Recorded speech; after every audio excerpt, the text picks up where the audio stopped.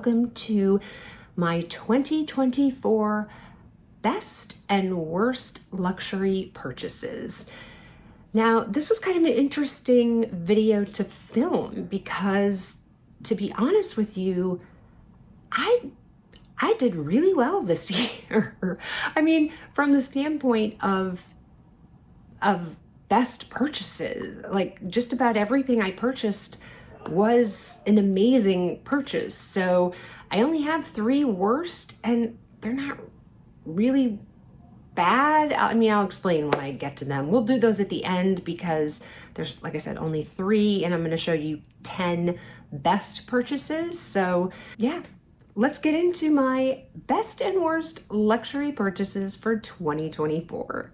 So I was thinking about trying to do this in like the order in which I purchased them chronologically, and yeah, I just gave up on that. So we're just gonna wing it here. And I'm gonna reach for the item that happens to be next to me, and they are actually the copy, or I shouldn't say copy, they are the sister to the pair of earrings that I'm wearing right now. These are my Fendi hoops that I got a couple of years ago now in the silver tone, and I then got them this year in the rose. Sorry, there's some fuzz on there because I had them sitting on my fuzzy little stool that's next to me. So these are the rose gold Fendi mini hoops, and I just love these. I took 3 pair of earrings with me to Asia. I took these, and I took my gold mini Louise hoops from Louis Vuitton. And those are the only 3 earrings I took. They were fantastic. I didn't need any others. They covered every outfit, every color of hardware, just chef's kiss, and these are fantastic. If I didn't already have the Louis Vuitton mini Louise earrings in the yellow gold, I would 100% get the 3rd pair of these, which is in the yellow gold tone. But I already have a small, I mean, they're almost identical, you guys, except that it says LV. They're basically the same size and the whole thing. So I don't need those, but I am very happy to have the rose gold in my collection now.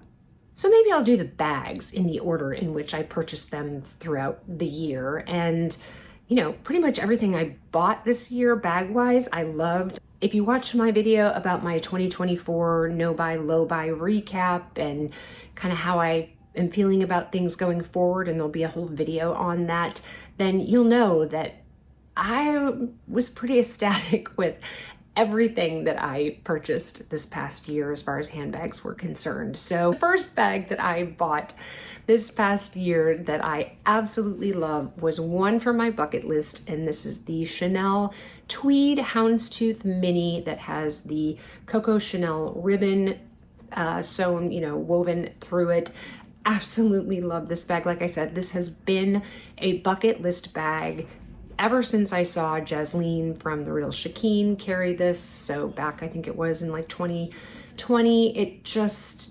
It's just a classic bag, and it's a perfect bag for me, right? Because I'm a neutrals girl.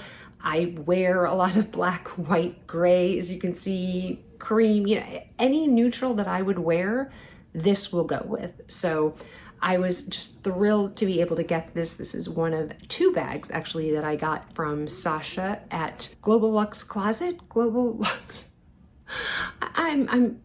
That's horrible that I can't remember the whole name. I'll have her Instagram name up on the screen here. My apologies, Sasha, that I cannot remember.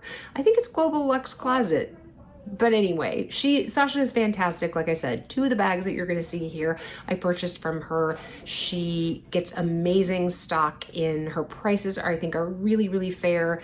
And yeah, this was an absolute thrill to be able to pick up this bag. All right, the next item I'm just going to show you a picture of because it is actually nestled in another item. And what I'm talking about is my Rimowa carry-on luggage. So I'll, like I said, pop a picture up here of me using it. Obviously, this is one of the pieces that I took with me to Asia, so it got a ton of use. But like I said, it's like, the Russian doll thing. So it's within a bigger suitcase, and it's like way up on a shelf, and I'm sorry, but I just didn't want to have to try to get that down and get it out. So we're just, like I said, going to go with a picture. So this was an item that I was actually able to pay almost entirely for with a credit that I had at Le Bon Marché / 24S. So I made some purchases at Le Bon Marché back in September of 23, which then gave me a very, very large credit to be able to use. I think you have like 6 months after that purchase. I basically had until I think about April or something to spend that credit. So I spent that on the Rimowa luggage, and I couldn't be happier with that decision. It's a great piece of luggage. I think it is just fantastic looking. I feel just happy rolling it through the airport and, down the street when we were in Asia or whatever. I'm really, really glad that I picked it up. I think it's, even though, yes, a lot of people do have the Rimowa carry-on luggage, I still think it's pretty unique. I mean, even walking through airports in New York City, which obviously there are a lot of people who could potentially own this suitcase, I really don't see a ton of them. So yeah, very happy that I used my credit on that. Let's go back to a bag, and the next bag was purchased in Spain with my mom on our trip together at the end of May, beginning of June. And this bag, along with another one that you're going to see, were purchased as part of my exemption. So my no buy, low buy rules had a couple of different sort of buying opportunities, I guess I would say, that were exempt from the rules. And one of those exemptions was travel. So if I was going to be taking some trips, which I knew at the beginning of the year that I was probably going to be taking these 2 trips, that any purchases that I made from those would be exempt from the 4 handbag rule. And, I got, oh, she's a little dusty. I got an amazing deal on this because I purchased it in Europe, which means I saved money because the price to start out with was less, and then I got the VAT back, which was great. But, I bought this Loewe puzzle bag in Spain, which, if you don't know, Loewe is a Spanish brand. So it just, was even that much more meaningful. It is an absolutely beautiful bag. Do I wish it was the OG style and not the Edge? Yes, but I can't do anything about that, and I just love this color. I just think it is an absolutely stunning color. I carried it quite a bit in the fall time, honestly, since I've gotten back. I mean, I haven't carried that many in my bag since I got back, but yeah, I love it. It's a gorgeous color, and very happy I picked this up while I was in Spain. Let's do a piece of ready to wear, and that is my Max Mara coat that I got at the Nordstrom anniversary sale. So this was actually the coat that I took with me to Asia. I did do some layering under it. So I took like a lightweight puffer vest to add some additional warmth underneath this because, it's while it is a wool cashmere blend, it's not super, super warm. I mean, I certainly wouldn't be wearing it right now when I think is 15 degrees outside in New York. But for those, kind of 40-degree days, this is fantastic. And I just love the color. It's a really, really good neutral, right? It's a cooler neutral. It's not warm toned at all. When you're, sometimes when you're talking about beiges or creams or whatever, they can lean yellow sometimes, and that's not good for me. I've gotten so many compliments on this coat anytime I've worn it. I just love this. I love the fact that I saved money when I bought it. And yeah, I've always wanted a Max Mara coat, and they're pricey. I'm not gonna lie. So the fact that I was able to get it at about 33% off on the Nordstrom anniversary sale made it, in my mind, worth buying it. And essentially using it for probably 3 weeks in a row while I was in Asia. I mean, the cost per wear is already fantastic. So plus I said, I've used it a couple times being in New York as well before we left. Sticking with my trip to Spain, I will show you my Prada re-edition in the raffia. So as you guys know, when I did my wish list for my Spain trip, one of the things I really wanted to get was a summer bag, most likely some kind of raffia bag. And I looked at the Louis Vuitton Capucines in the BB size, two different Louis Vuittons, one in Madrid, and then again, I tried it on in Barcelona. And as beautiful as I think that that bag is, for my particular lifestyle, living in a city like New York, it's just not practical. It would just have sat on my shelf and it would not have gotten used at all. And that's not what I was looking for. I was looking for a summer bag that I would use. And this fits the bill 110%. You guys know how much I love my black nylon one. In fact, it's sitting over on my dresser right now because I used it yesterday because we had some rain yesterday, so I had taken it out. And I knew, because I loved that so much, that this could be a really great option for me. So again, I was able to get it in Europe, so the price was already cheaper than in the United States. And then I got, I think it's 14% that back, I think it's either 14 or 15% in Spain. So just a fantastic price all around. And I cannot tell you how much I loved using this summer. It was the absolute perfect chef's kiss pick for me for a summer bag. The next best item are actually two items, but I'm just going to group them together because they're essentially the same thing with one minor or major difference. And those are my Roger Vivier loafers. So this was the first pair I got. I bought these basically when the handbag tribe was here. I got these I originally got them at Saks, and then I returned them and ended up getting the actual pair that you're seeing here from Satire because I was able to get them on a fabulous price. I essentially saved, I think, over 40%, like 45% on these by buying them through there. So I ended up, like I said, returning the pair that I bought at Saks because, hey, if I can save money, I'm going to save money. But I have worn these to death. Not that you can tell. I took this pair with me to Asia. I walked some days 24,000 steps. Fantastic. I could not tell you to buy a better pair of loafers in my mind. Now, have I tried all the loafers, all the luxury loafers? No. But if you are looking for a comfortable pair of loafers, I cannot more highly recommend these. I loved those so much that I went ahead and got the ones with the bling, because who doesn't love a little crystal bling in their life? And these are in the patent, whereas those I think are technically like the shiny calfskin or something.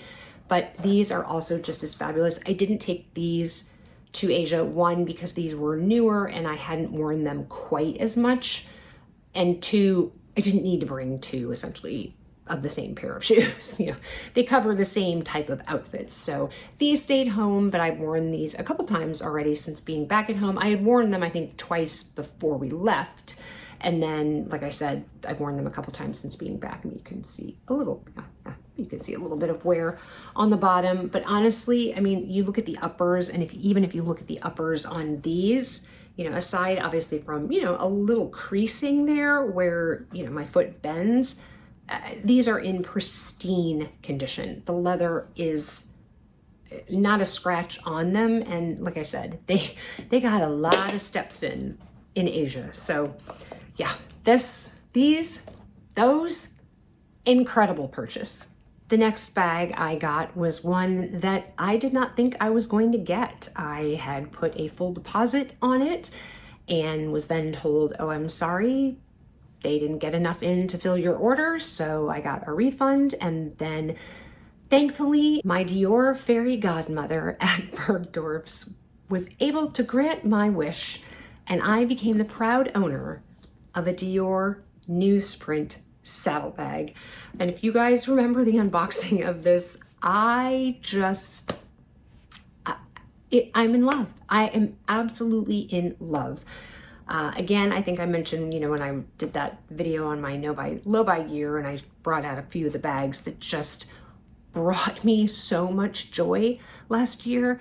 it does. Every time I look at this bag, every time I carry it, it's just a fantastic bag. And I am so thankful to those of you who told me that I can tuck this strap in so that when I put on the crossbody strap, that this strap is out of my way and I don't have to kind of futz around with it and try to keep it like down. And yeah, perfect. Thank you to a couple of you who mentioned that in your comments. But like I said, I feel so incredibly lucky to have been able to buy this bag and to get it. And, you know, again, I know it's not for everybody. I said in the last video, you know, this is not my favorite shape of a bag either. It's a little quirky, it's a little odd, but I mean, you cannot deny how absolutely amazing this newsprint bag is. Another piece of fantastic ready-to-wear that I purchased that was heavily influenced by Meredith from Living Luxe with Meredith was this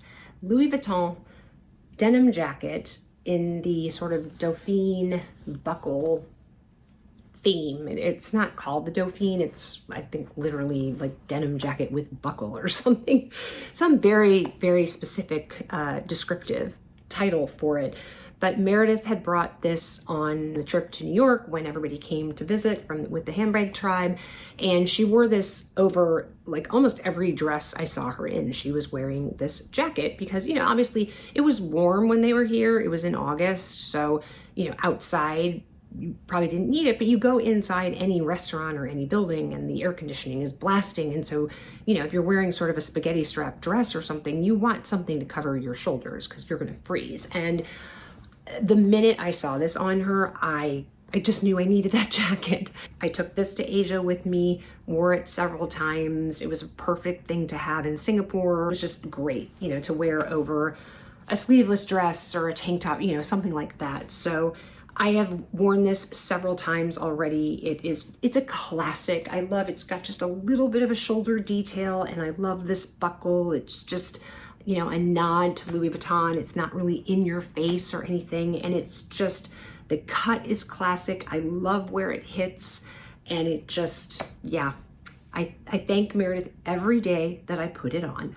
The other bag that I got from Sasha from Global Luxe, again, I cannot remember. And I probably could have looked it up in between filming things here.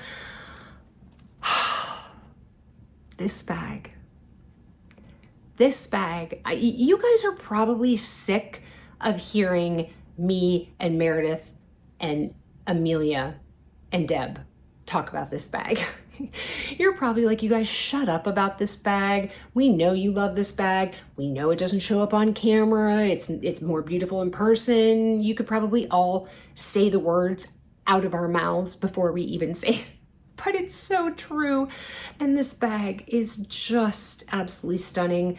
You know, we all have Amelia to thank / blame for this bag. But when I saw this pop up on Sasha's Instagram feed, I could not message her quick enough.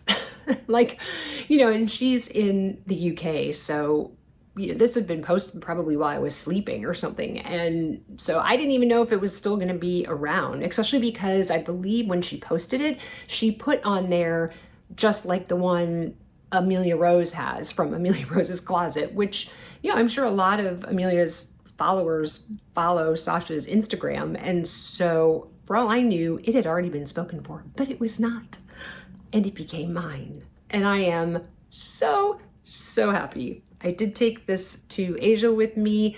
It didn't probably get as much use as I had hoped it would, but I've already worn this bag so many times here in New York, both before we left and since I've gotten back. I mean, this is honestly probably what I would wear with this outfit because of the gray. I don't know, for some reason I just think that this bag looks really good with gray, both charcoal and this kind of lighter gray.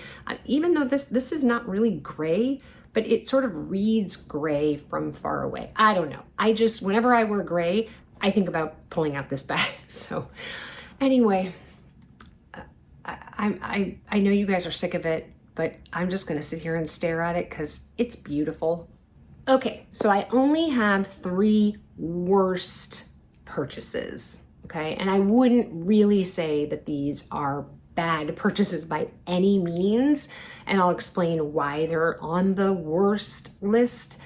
But they're not bad purchases at all. Like I said, I'll get into it. So the first worst purchase are these Bounce sneakers from Hermes. Now, I love the color of these. I love the style of these. I have the black ones. I took them to London and Paris with me on, my trip to meet the handbag tribe back in September of 23. I've worn them. I mean, I have absolutely gotten my cost per wear out of those black ones. And so this I just thought was a no-brainer, and I would wear these all the time. And I still think that because they are just an amazing cool tone neutral shoe. The problem is I have other tennis shoes, other sneakers that also I can wear with the same outfits that I would wear these. And I don't know. I've worn them once. I mean, I don't even know if you can tell. I mean, you can see sort of a little bit of discoloration on the heel there. So like I said, I've worn them once. I bought them actually with the intention of taking them to Europe. But since I had only worn them once, I thought to myself, Lisa, maybe you should wait, because you guys probably don't remember, I took my black Hermes Bounce sneakers to Europe with me, also with probably having only worn them once or twice, and it could have been a huge rookie mistake to take a pair of shoes that you have not really broken in. Now, it turned out fine. They were fantastically comfortable. I didn't have any issues. I had no blisters, nothing. They were fabulous. So, I mean, I have a good history with the style of shoe, right?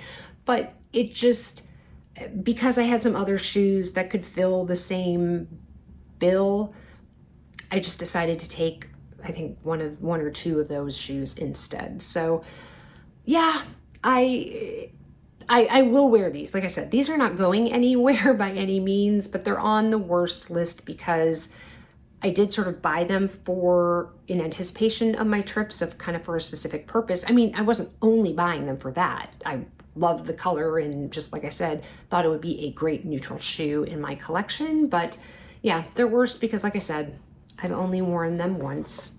But yeah, just wait till spring, when I don't have to worry about like snow or more inclement weather, and we'll bring these out because they do have some suede on them, and especially in a light color suede. I don't want to risk taking them out in inclement weather. The black ones, you don't, because it has black suede here, but wouldn't know if, they got wet or anything. So hopefully these will get much more use in 2025. So the only handbag, which technically Dior does not count this as a handbag, that's on this worst list is my Dior mini book tote in the, I can't remember what they call this color. They don't call it cream. Maybe they call it latte. I don't know. I'll put the color name up here. I can't remember, but I still love this bag. I think I just, I got it kind of in the middle of summer, but I didn't reveal it to you guys until I think maybe August or September. So I kind of missed the window of wearing it, because it to me is probably a little more of a summer type bag. Our little R was stuck in the O. But again, this is not going anywhere. I love it. I think it is super cute and functional. I could carry it just like this for, a dressy summer evening out. And then it's got the crossbody strap so that you can wear a crossbody and super casual, and it fits everything that I need. It fits a card holder, my phone, a lipstick, my sunglasses. That's all I need when I go out, for the day in New York. And I absolutely love it. And it smells still amazing. So only reason, again, why it's on the worst list is because it really hasn't seen a whole lot of use. I think if I've used it twice, I feel like maybe it's only been used once. It could possibly have been used twice. I don't think so, but anyway, we'll go with at least once. How about that? So again, hope to use her many, many more times this coming summer. All right, this last worst item, I think is going to surprise some of you. And it is only a worst item because I made it a worst item, and I'll explain. And I am talking about my Dior jeans that I got with Meredith and Deb and Amelia when we were shopping at Bergdorf's after our lunch with Dior. We gone down to the boutique and tried on tons and tons of bags, and then they hosted us for lunch up at the Bergdorf restaurant, and then we went down to the ready-wear section where, you know, we tried on lots of different things. I bought these jeans. I had gone in with the intention of probably buying these jeans, and then Amelia saw them and she bought the jeans. So once again, we're all influencing each other. And I love these jeans. And I've worn these jeans probably half a dozen times, probably 5 or 6 times since I got them at, you know, which was, I guess, kind of the middle to end of August. And, you know, they're kind of a cropped jean, right? So they come to kind of low shin, I would say, you know, certainly below your calf. Great with ankle boots, and it would be fantastic. It's got the little bee on the inside. The only reason why these are now a worst purchase is that these are too big for me. And I am not going to make the same mistake that I made with my Loewe jeans and try to alter them. They are too big enough, if that makes sense. Does that make any sense? They are enough too big that I don't want to risk it. If it was just a matter of, you know, nipping in the waist an inch or something, that would be fine. But they're way too big in the hips now. They're just, yeah. And it's my own fault. I mean, I didn't know that I was going to end up losing more weight when I bought these. I was at a weight that I had sustained and been very happy with for 12, 13 years of my fairly recent life, I guess. And so I thought I would just stay there, but it turned out that I didn't feel as happy at that weight. My just, you know, being postmenopausal, my weight had shifted and it was in places that it wasn't before. And so even though I was the same weight, my body didn't look the same. So I ended up losing more weight. And now, like I said, these are just way too big. I tried them on actually the other day. And so, yeah, it makes me sad. So these are actually going to be in an upcoming vlog sale. So if you are a size 34 in jeans, and I will say that I think that these run a tad bit big. I feel like I was probably between a 4 and a 6 when I purchased these. So hopefully that maybe gives you a little more indication of, you know, the sizing. They're in pristine condition. I mean, like I said, I certainly have worn them, like I said, probably 5 or 6 times, but I don't think that you could tell that. The denim doesn't look worn at all. And like I said, they are just fantastic jeans, and I am so sad. And I hope that they have something like this in the boutique, you know, come spring, so that I can purchase something new. Because like I said, I ruined my Loewe jeans by trying to have them altered. I was being cheap and thought, you know, it's hard to sell ready to wear. I'm not going to get any money for that. I might as well spend the, you know, $150 or whatever it was dollars to have them altered. And that was a huge mistake. I should have just left them as they were, taken the hit as you do, especially on ready to wear when you sell it, and bought another pair. So yeah, like I said, I'm not gonna make that mistake again on these. I would much rather have one of you be able to buy them in the size and, you know, not have them altered in any way, and have them be proportioned to how they're supposed to be proportioned, as opposed to me trying to alter them to fit my body. I would rather sell them and buy a new pair. So that's the only reason why these are on the worst purchase, because yeah, like I said, I ended up putting them on the worst purchase list. Well, there you have it, guys. My 10 best and my 3 worst luxury purchases of 2024.